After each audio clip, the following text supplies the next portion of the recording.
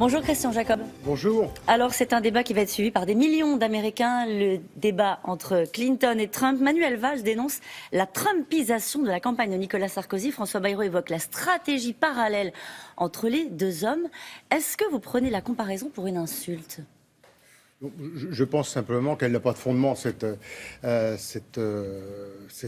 comparaison. Alors, ce qui évolue aujourd'hui pour nous en campagne politique française, c'est que c'est la première fois, effectivement, que l'on a une primaire. Donc, ça change un peu la donne, mais ça n'a rien à voir avec. Il n'y a pas de parallèle à faire entre les deux hommes ? Entre Non, Nicolas Sarkozy et Donald Trump sur la méthode, sur les thèmes abordés? C'est totalement ridicule. Non, les thèmes abordés aujourd'hui sont portés dans la campagne française uniquement par Nicolas Sarkozy, ce qui d'ailleurs, on voit bien, agace beaucoup toute la gauche, que ce soit François Hollande, que ce soit Manuel Valls, que ce soit aussi François Bayrou. Donc comment vous expliquez au fond que ce thème-là soit repris par Manuel Valls, par François Bayrou, de faire l'association entre les deux campagnes? Qu'est-ce que ça raconte? Quand on n'a rien à dire, on essaie d'accrocher pour eux, c'est une insulte. Moi, je crois simplement qu'il n'y a pas de comparaison, que ça n'est pas le sujet. On est dans une campagne d'une nature différente. D'abord, au sein de la droite et du centre, c'est là que se porte le débat. La gauche, aujourd'hui, n'a rien à dire, si ce n'est l'invective. Ou alors un François Hollande qui court derrière, qui a toujours le malheureux un coup de retard, qui essaye de se rattraper comme il peut. Alors, cette comparaison, quand même, elle illustre un climat autour de la campagne de Nicolas Sarkozy. On apprend aujourd'hui dans Libération que jusqu'à 10% des anciens électeurs de François Hollande pourraient participer à la primaire de la droite et du centre pour faire barrage à Nicolas Sarkozy. Il est encore vigoureux, l'anti-sarkozysme, Christian Jacob? Oui, écoutez, je n'y crois pas. Vous voyez, cette semaine, jeudi, j'étais dans les Yvelines, j'étais à Louvciennes. J'étais vendredi dans le Lot à Cahors, samedi à Tréon dans l'Eure-et-Loire, hier dans ma ville de Provins. J'ai plutôt le sentiment aujourd'hui que Nicolas Sarkozy rassemble.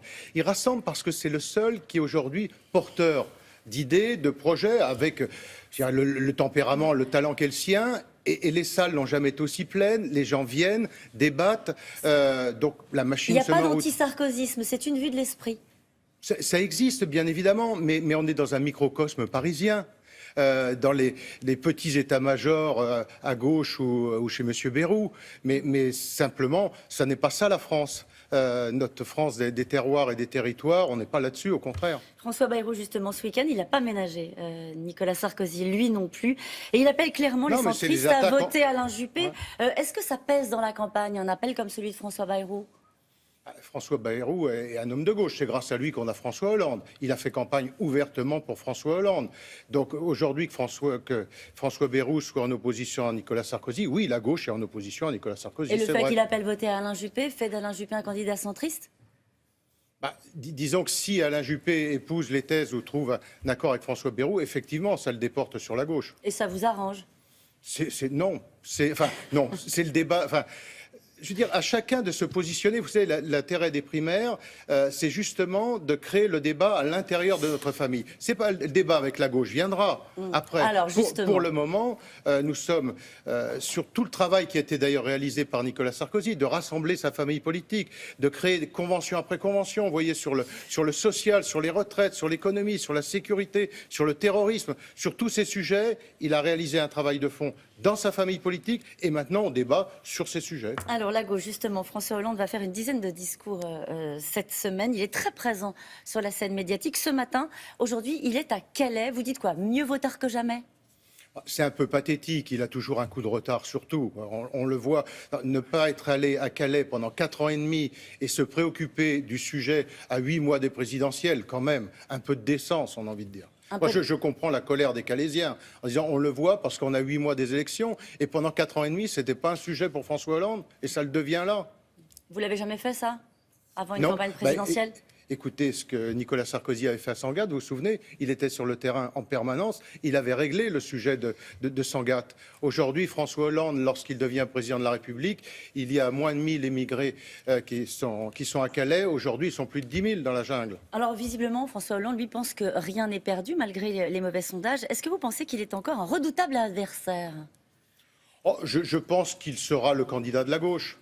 et qu'il essaiera de trouver une ligne entre Valls et Montebourg et Macron, d'essayer d'être celui qui, ma foi, est au centre des débats. Mais être président de la République sortant, être à moins de 10% pratiquement des Français qui le soutiennent, ça devrait quand même l'inquiéter. Il y a un autre candidat qui vous inquiéterait plus que François Hollande, Emmanuel Macron par exemple? Non, parce que je pense que Emmanuel Macron, c'est une vraie bulle de savon médiatique. On le voit bien, c'est-à-dire que ça intéresse le microcosme parisien là aussi, médiatique, mais sur le terrain. Vous voyez, quand on en est à faire 3 fois la une de match en 1 an, c'est pas qu'on a une grande préoccupation pour la classe ouvrière et la France qui travaille. Certains élus de droite s'affichent à ses côtés. La droite avec Macron, ce serait possible? Non, je vois pas beaucoup d'élus de droite s'afficher aux côtés de M. Macron. Frédéric Lefebvre l'a fait. Oui. Voilà, oui, ça vous terrorise pas. Non. Un mot sur Jacques Chirac. Vous êtes l'un des rares à le voir très régulièrement. Vous lui avez rendu visite avant son départ au Maroc. Son état de santé, vous le savez bien, préoccupe le pays. Il est hospitalisé depuis une semaine. Est-ce que vous pouvez juste nous dire ce matin, Christian Jacob, comment va l'ancien chef de l'État ? Il a besoin de reprendre des forces. Il a besoin aussi de calme, d'être entouré de sa famille.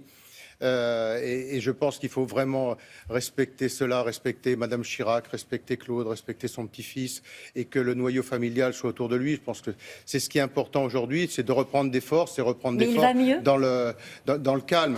Je ne suis pas médecin, je n'ai pas d'informations là-dessus. Ce que je sais simplement, c'est qu'il a besoin de calme et besoin de reprendre des forces. Et ça, il peut le faire avec à la fois l'environnement médical et puis aussi la chaleur et l'affection de sa famille. On sait que tout ce qui relève de la santé de Jacques Chirac est toujours un secret très bien gardé. Christine Boutin avait tweeté cette semaine sur la mort de Jacques Chirac. Est-ce qu'au fond, pour éviter les rumeurs, il ne faudrait pas plus de transparence ? Non, je pense qu'il faut les laisser tranquilles. C'est vrai que de voir d'ailleurs des gens qui ne l'ont pas vu pendant 10 ans, qui n'ont jamais pris de ses nouvelles, agace, hein. voilà, tout d'un seul coup faire des déclarations, un peu de décence. Laissons-le tranquille. Vraiment, c'est de lui témoigner notre affection. C'est ça qui peut lui faire plaisir. Et puis le laisser, encore une fois, auprès de sa famille. C'est comme ça qu'il reprendra des forces. Vous savez, Jacques Chirac a toujours eu ce côté introverti. C'est-à-dire que le noyau familial, ça veut dire quelque chose pour lui. Et c'est là, encore une fois, que les choses vont s'améliorer. Une dernière question sur ce sujet. Vous êtes vous êtes chiracien aux côtés de Nicolas Sarkozy. Nicolas Sarkozy est sans doute l'un de ceux qui a le moins ménagé Jacques Chirac. Est-ce que vous diriez qu'aujourd'hui, tout est pardonné ? Nicolas Sarkozy a pardonné à Jacques Chirac et inversement?